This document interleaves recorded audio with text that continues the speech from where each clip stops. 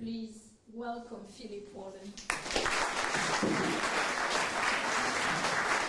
Thank you, Lily.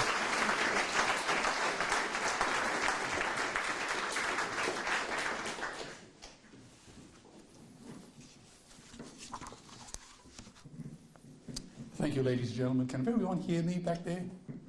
Terrific. Thank you very much. I've got a few slides to show you a little later, and Trix is operating the PowerPoint machine. I've got no idea how to handle this high-tech stuff. They say that behind every successful man there's a very surprised woman. And since we're meeting tonight in a church, my talk today will have a slight theological flavor in case any of the congregation have decided to attend. King Lear, late at night on the cliffs, asks the blind Earl of Gloucester, "How do you see the world?" And the blind man Gloucester replies, "I see it feelingly." And shouldn't we all? Rudyard Kipling, writing of young men dying in World War I, "And if they ask you why we died, tell them that our fathers lied." That legacy of lies continues today. You see, the world is crying out for only two things: leadership and the truth. Tonight I'm simply going to tell you the truth. The wise Chinese have a term for it, zhengjiao. Listen to the friend who tells you the truth, even when it hurts. So let's just tell the truth fearlessly and forcefully. That is what the Sanskrit word satyagraha means, the truth force. Now, Brendan Kennelly in the book of Judas wrote, "If you want to serve your age, betray it." But what does that mean, to betray your age? It means expose its lies, humiliate its conceits, debunk its arrogance, expose its secrets, and condemn them to face harsher truths. As Alvin Toffler said, the illiterate of the 21st century will not be those who cannot read and write, but those who cannot learn, unlearn, and relearn. Now, I've long admired the great man Count Moltke, the Prussian soldier, who preferred to think rather than to speak, a man silent in 7 languages. You see, it takes courage to stand up and speak. It also takes courage to sit down and listen. Now, there was a time when my favorite food was filet mignon and lobster, a fact for which I am so profoundly ashamed today. So what made me decide at a very young age, and a rather successful person at that time, decide to leave the world of lobsters and Learjets in exchange for shelters and slaughterhouses? To take nothing but pictures, own nothing but memories, leave nothing but footprints, kill nothing but time. You see, something happened to me. I had been to Dante's Inferno, but unlike Dante Alighieri, I did not have Beatrice for my love, nor Virgil for my guide. I heard the screams of my dying father as his body was ravaged by the cancers that killed him. And I realized I'd heard those screams before. In the slaughterhouse, on the cattle ships to the Middle East, and the dying mother wail as a harpoon explodes in her brain as she calls out to her calf. Their cries were the cries of my father. They were identical. And I discovered that when we suffer as equals. And in their capacity to suffer, a dog is a pig, is a bear, is a boy. So when I look into your faces here tonight, I'm reminded of the words of the Greek poet Horace. Change only the name, and my story is also about you. As you probably know, we have about 500 projects around the world, and we build things like schools, hospitals, clinics, shelters, sanctuaries, that sort of thing. I've been told by my wife I'm doing something wrong. Again. Closer? So, just briefly, this is where we work today. Please, you may find some of these pictures daunting. Please try not to avert your gaze. It'll only last 90 seconds. But if you can possibly watch them, please do, because this is where we work every day. We haven't had a day off in 24 years. So please try and see where we work. In Africa, 12-year-old boy soldiers kill their neighbors with AK-47 rifles. In China, 7,000 magnificent moon bears, their limbs torn off in traps, are imprisoned in steel coffins for 26 years as a catheter drains bile into a bucket, which the Chinese drink. For 26 years, the bears can't move, they go insane. In Korea, dogs are beaten to death in the marketplace because Korean butchers believe that pain and suffering makes the meat tasty. In South Africa, 5,000 tame orphan lions are drugged and killed with guns, spears, or torn apart by hunting dogs, and they call it sport. In Canada, 300,000 baby seal pups are clubbed and skinned alive on the ice, their tiny hearts still beating. And in Australia, we killed 90 million kangaroos who adorn our coat of arms, the largest land animal slaughter on the planet. And we also exported millions of live animals born on Australian soil on death ships to the Middle East, where their eyes are stabbed out and their tendons are slashed for 30 pieces of silver. Every penny I invested in the Basatine slaughterhouses in Cairo was utterly wasted. In Asia, dogs are suspended on hooks and skinned alive to make trim for fur coats that are sold in Melbourne. And we treat the ocean as our private pantry and as a public toilet. The Pacific gyre now is so full of plastic, junk, and human feces, it has created a floating footprint bigger than India. Dolphins and whales are stabbed to death in the shallows of Japan and the Faroe Islands. Huge bays are blood red. 100 million sharks are torn from the sea, their fins are hacked off, and their bodies thrown overboard to die agonizing deaths for shark fin soup. And factory farms now spew chemicals into the ocean, creating hypoxic dead zones of 1 million square kilometers, killing coral, plants, and animals. And here in Victoria, so-called unviable dairy calves who cannot be sold for veal are killed by dairy farmers by smashing their skulls with a hammer or jumping on their rib cage and crushing their hearts. That is the law. They have to do that. And billions of bouncy little chicks are ground up alive in mechanical mincers or suffocated simply because they are male. And we've just come back from a long journey in Asia, and we've saw religious sacrifices of innocent animals which make the 21st century look like the new Dark Ages.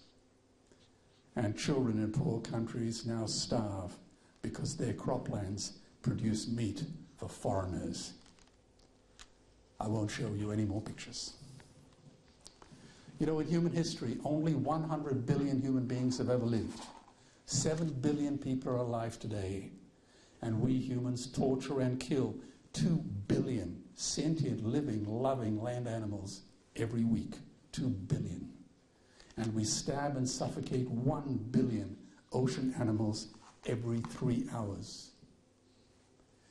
600 million human beings have been killed in all the wars in recorded history. And that's the same number of land animals alone that we kill every 2 days. Trillions of fish are ground up into pellets to feed to livestock. Vegetarian cows are now the world's largest ocean predators. The oceans are dying in our time. By 2048, all our fisheries will be dead, the lungs and the arteries of the earth. And you know that oceans sequester more CO2 than all the forests of the world put together. And by the same year, 2048, we would have lost tropical forests bigger than India. 10,000 entire species are wiped out every year because of the actions of one species. and we now face the 6th mass extinction in cosmological history. If any other organism did this, a biologist would call it a virus. It is a crime of unimaginable proportions. Now, you should know that there are 2 peak predators on this planet: humans on land and orcas in the oceans. In the 20th century, humans killed 200 million members of their own species. Orcas killed none. And please don't expect any protection from your governments either. In the 20th century, 100 million people have been killed by their own governments. Now, Victor Hugo said there is nothing more powerful than an idea whose time has come. But I say there is nothing more destructive than a bad idea whose time has passed. You see, I'm not just talking tonight about animal rights. It is also about human wrongs. I can tell you now that animal rights is now the greatest social justice issue since the abolition of slavery. And I tell any young person, if you ever aspire to win a Nobel Prize, the place to focus your attention is on animal rights. Animal rights is now a revolutionary event more powerful than the Industrial Revolution, the Reformation, the Hubble telescope, or anything ever conceived by Galileo, Copernicus, Einstein, Darwin, or Freud. Because it protects the most precious of all things, life. We are on the right side of history. We are creating a new enlightenment, the second Renaissance. But happily, the world is changing. 10 years ago, Twitter was a bird sound. www was a stuck keyboard. Cloud was in the sky. Skype was a typo. 3G was a parking space. Google was a baby's burp. And Al-Qaeda was my plumber. Now, the most beautiful word ever written in any language, in any country, in human history, came from India, from the Upanishads 3,000 years ago. Ahimsa, non-violence to any living being. So when I'm asked, I describe myself as ahimsan. And therefore, by definition, I must be vegan. Not because it describes our nationality, our politics, our religion, our diet, or our lifestyle, but because it describes our character. It says we oppose violence wherever it occurs. Now, I'm sure everyone here knows the golden rule: do unto others as you would have them do unto you. And they probably think it goes back to Jesus in the New Testament, and it does. But it actually goes back even further to the Babylonian Jew Hillel, 70 years BC. And the truth be told, it goes back even further to the Analects of Confucius, 500 BC. Now, the great anthropologist Margaret Mead said, "Never doubt that a few committed people can change the world. Indeed, that is the only thing that ever has." Well, there are only 13 million Jews in the world, and they play such a vibrant role in international affairs. Look at the number of Nobel Prizes they win every year. Trix and I sat in the stadium at the Olympics full of pride as Australia won more medals than every country in the world, with the exception of the United States and Russia. Tibet's population is only 3 million. But who hasn't heard of the plight of the Tibetan? But there are over 600 million vegetarians in the world. And that is bigger than the United States, England, France, Germany, Italy, Spain, Canada, Australia, New Zealand, all put together. If they were one nation, they would be bigger than the 27 nations of the European Union. And despite this massive demographic footprint, they are still drowned out by the raucous hunt and shoot and killing cartels who believe that violence is the answer when it should not even be a question. But we live in a world of media sound bites. It reminds me of Hannah Arendt's book, Eichmann in Jerusalem, where she coins the term the banality of evil. This is how a deceitful journalist twisted my innocent words off my website. Mr. Wollen, I'm surprised a man of your standing would say that meat is murder, a little old lady with a budgerigar is offending God, livestock production is unethical, there will be no peace until we stop killing animals, industry is unattractive, and animals are like human children. Can't you see how offensive that is to our rural audience? Well, this was my diplomatic counterpunch. Well, you certainly bludgeoned the English language to death, but if you're going to quote me, please do it honestly.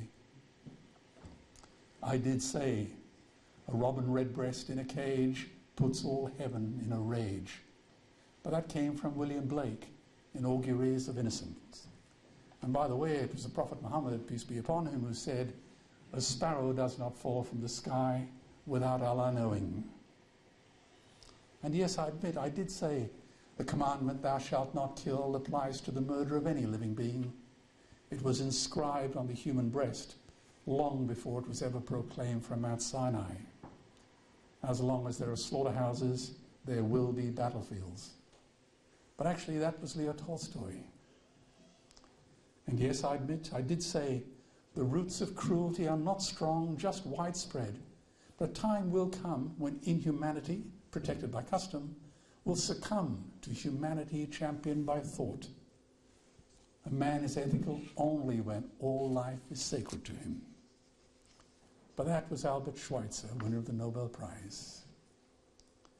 And I admit I did say, as long as we kill animals, there will never be peace. It's only a small step to the concentration camps of Hitler and Stalin. There will be no justice as long as man will stand with a knife and destroy those who are weaker than him. But that was Isaac Singer, who also received the Nobel Prize. And yes, I admit I did have something to say about animals and children.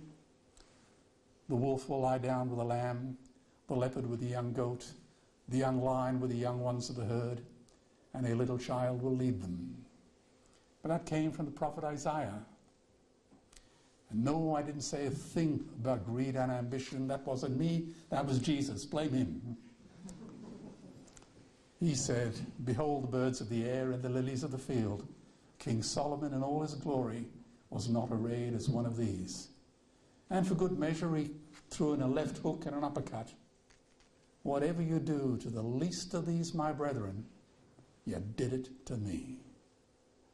So are you, as a journalist, suggesting that your so-called rural audience is offended by Nobel Prize winners and the prophets?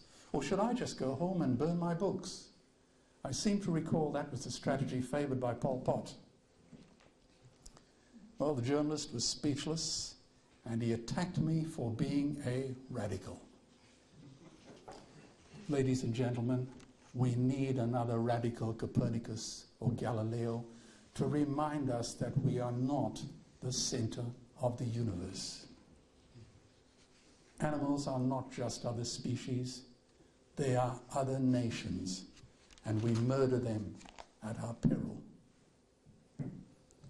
Now, the great historian Barbara Tuchman defined folly as acting against our own best interests. And Occam's razor, named after the 14th century Jesuit, said this: when presented with many possible solutions to a problem, the simplest solution is always the best. So let's briefly apply these two tests to the meat and dairy industry. Forest depletion by the meat industry costs 3 times as much as the recent global financial crisis, and it happens every year. Zoonotic diseases from factory farms now threaten a pandemic to rival the Black Death, which wiped out half of Europe. And meat and dairy is killing us and our economies with cancers, heart disease and diabetes and hundreds of other conditions. Medicare, as a consequence of this, has already bankrupted the United States. They would need $8 trillion invested in treasury bills just to pay the interest. And they have precisely 0. They could shut down every school, university, Army, Navy, Air Force, Marines, Homeland Security, FBI and CIA, and they still will not have enough free cash flow to service their long-term unfunded Medicare liabilities. So, how much is $8 trillion? It's hard to get your hands around it, I know. Well, that amount is what the Asia Development Bank forecasts we need for infrastructure in Asia for the next 10 years, which includes electricity, roads, telecommunications, water, high-speed rail right across China, ports in Indonesia, Malaysia, Thailand, India, Pakistan, and Sri Lanka, plus the new Silk Road from Central Asia across Europe. That's $8 trillion. Expressed another way, it is 4 times as big as India's GDP and double the total reserves of India and China combined. So just remember those numbers whenever you read anything about the meat and dairy industry and the effect it has on human health and on our environment. Now remember that water is the new oil. Nations will soon be going to war over it. Underground aquifers that took millions of years to fill are now running dry. As a young Boy Scout, as a teenager, I drilled a well and we struck sweet water at 80 feet. Today, at an orphanage nearby in Bangalore, we're at 800 feet and we're sucking mud. And in China, at 3,000 feet, the drill head is still dry. Now, you would all be outraged if 10 jumbo jets crashed every day with no survivors. Well, the same number of children die every day through water-related diseases. And the mighty Colorado River, the Rio Grande, and the Yellow Rivers now no longer reach the sea, sucked dry by the meat and dairy industries. So why do I speak about water? Because it takes 50,000 liters of water to produce 1 kilo of beef. 50,000 liters, 1 swimming pool. It takes 1,000 liters of water to make 1 liter of milk. And a farmer gets 29 cents a liter for it. What a preposterously stupid industry. It's Mad Hatter economics on steroids. 1 billion people today are hungry. 20 million people will die this year from malnutrition. Cutting our meat consumption by 10% will feed 100 million people, and eliminating meat from our diets will end malnutrition forever. And food prices around the world are skyrocketing. It used to cost me for Thai rice for my projects in Southeast Asia, $197 a ton. It then went up to $1,015 a ton, a 5-fold increase in 5 weeks. And now poor countries sell their grain to the West for hard currency, whilst their own children starve in their arms, and the West feeds it to livestock. So we can eat a steak? Am I the only one in the room who sees this as a crime? Every morsel of meat we eat is slapping the tear-stained face of a hungry child.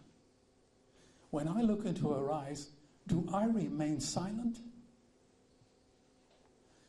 If everyone ate a Western diet, we would need 2 planet Earths to feed us. We've only got 1, and she is dying. The Earth can produce enough food for everyone's need, but not enough for everyone's greed. Now, people in this group would know that greenhouse gas pollution from livestock vastly exceeds that of transport. Cars, trains, buses, ships, lorries, bikes, the whole lot. And their methane is well over 20 times more potent than CO2. And the melting Siberian permafrost is now a ticking time bomb. We've just done some work at the Umal Peninsula in Russia, and if you saw what's happening there, you'd be terrified. When it all releases its sequestered gas, the game is over. Now, the Himalayan ice fields are now correctly called the third pole because they irrigate half the world's population through the Ganges, the Indus, the Brahmaputra, the Irrawaddy, the Yangtze, the Mekong, and the Yellow Rivers. And these glaciers are melting fast. I presented all these numbers in a big speech to 2,000 wealthy Indian billionaire entrepreneurs in New Delhi, including Amartya Sen, who had just won India's first Nobel Prize in economics. And I also told Muhammad Yunus after he won the Nobel Prize that all the good he had done with Grameen Bank, with microcredit, would vanish when Bangladesh drowns. To say nothing about Manila, Mumbai, Calcutta, Ho Chi Minh City and Bangkok. And Trix and I had dinner with Al Gore and we discussed the same numbers. No arguments at all from these three Nobel laureates, but lots of arguments from the meat and coal lobby. So Upton Sinclair was right. He said that it is impossible to get a man to understand something when his salary depends on him not understanding it. And here in Australia, we freak out when 1,000 refugees arrive on our shores. Just imagine for a moment greenhouse gas emissions hitting 500 parts per million, or a 3-degree temperature rise, creating, in my judgment, 100 million eco-refugees. This calamity will reshape the geopolitical landscape forever. Admiral Denny McGinn, the chief of US warfighting requirements, said to us, "We have learned in the US forces that nations will raid and invade long before they starve. We are facing the perfect storm. If any nation had developed weapons that could wreak such havoc on the planet, we would launch a preemptive military strike and bomb it back into the Bronze Age. But we can't, because it's not a rogue state. It's an industry. The good news is we don't have to bomb it. We can just stop buying it." So George Bush was wrong. The axis of evil does not run through Iraq, Iran, or North Korea.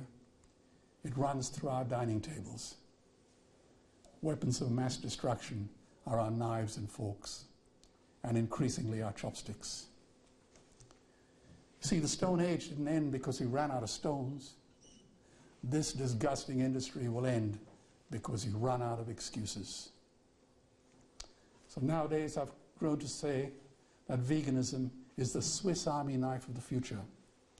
One instrument solves our ethical, economic, environmental, water, health problems and ends animal cruelty forever.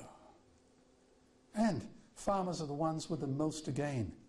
Farming won't end, it would boom. Only the product line would change. Farmers would make so much money they wouldn't even bother counting it, and I would be the first to applaud them.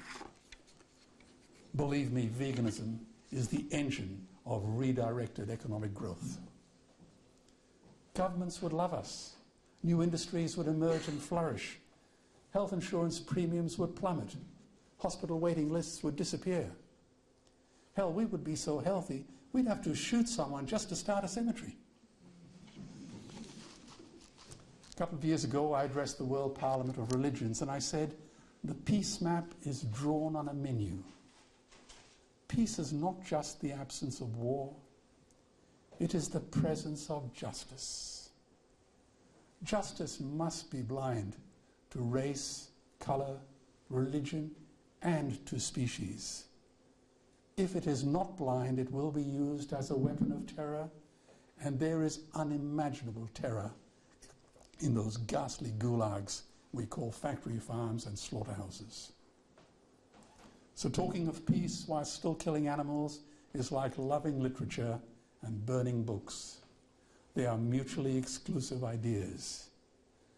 They are incompatible in the same way that science is incompatible with a flat earth society. Any ethical person like you in this room does not need the approval of the meat and coal lobby any more than a Nobel laureate needs the approval of the village idiot. So, in my journey through Joseph Conrad's Heart of Darkness, I've learned a few things. A man is measured not by how much money he makes, but how much of it he's willing to give away, particularly to strangers. And if you wish to increase a man's share of happiness, do not aim to increase his possessions, simply decrease his desires. I did not find my character on Wall Street because it lives on the road to Damascus. So Socrates and Epicurus were right. The unexamined life is not worth living. It's a life sentence.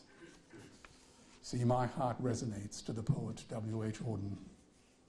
If equal affection cannot be, let the more loving one be me.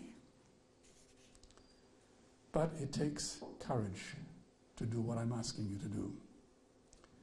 Martin Luther King said, cowardice asks the question, is it safe? Expediency asks the question, is it polite? Vanity asks the question, is it popular? But conscience asks the question, is it right? Is it right? Now, I speak to audiences around the world in many countries, sometimes small groups like this, and sometimes 5,000 people. And they're all good, caring, decent, loving, honourable people who genuinely want to change the world, as long as they don't have to change themselves. But life doesn't work that way. First we change in our hearts, and then the world follows. True leaders must face their own demons courageously. Martin Niemöller, the great German priest, philosopher and U-boat captain, spent 8 years in prison for condemning German intellectuals for being cowards. And he wrote, when the Nazis came for the communists, I remained silent. I was not a communist. When they locked up the Democrats, I remained silent. I was not a Democrat. When they came for the trade unionists, I did not speak out. I was not a trade unionist. When they came for the Jews, I remained silent. I was not a Jew. And then they came for me, and there was no one left to speak out. Men and women of integrity like you must speak out and act courageously. Is it not better to light a candle than to curse the darkness? All the darkness in the world cannot put out the light of a single candle. You see, I believe another world is possible. And on a quiet night, I can hear her breathing. It will be difficult, I know. But do not be afraid. There are some big forces aligned against us. But never be afraid. Remember Gandhi's words. First they ignore you, then they laugh at you, then they fight you, and then you win. The last sentence of Scott Fitzgerald's book, The Great Gatsby, reads, so we beat on, boats against the tide, drawn back ceaselessly into the past. I ask you, are we to live forever in a sick, smug and cruel past? Let's not relive history. Let's make history, because that is what leaders do. They make history. So please join the battle in a war that decency cannot afford to lose. Because in the end, only three things matter. How deeply you loved, how gently you lived, and how gracefully you let go of things that were not meant for you. Meat was not meant for you. Our animal cousins have survived millions of years of evolution. They have earned the right to share this planet with us in peace, and they have waited long enough. The brutes and the bullies have been Goliath, but David is coming. Maybe he's in this room. Maybe he's one of you. And if not you, who? And if not now, when? Thank you all for being here.